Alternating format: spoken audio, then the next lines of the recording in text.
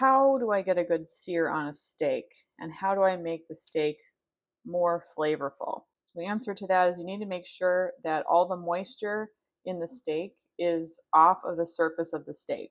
So, this is a common noob problem where they just take the steak out of the package and it's got some, when you first take a steak out of the package, there's a lot of moisture on the surface of the steak.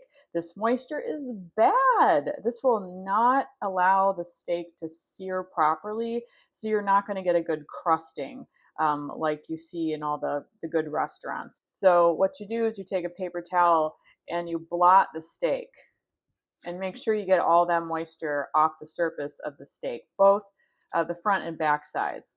The second question, how do you add more flavor to the steak? Easy. Just add salt, a generous amount of salt.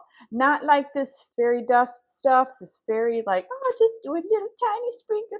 No, no, you salt that steak. You pepper that steak. And if you want, you can put some garlic salt or garlic powder on the steak as well to give the steak a little bit more flavor. You want to make sure that you allow your steak to come up to temperature before you put it on the skillet.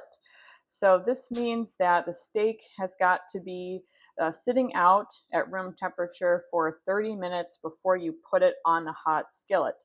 This allows the steak to cook evenly, number one. Number two, it's going to retain the moisture and the juices more readily, which will allow for a more flavorful steak.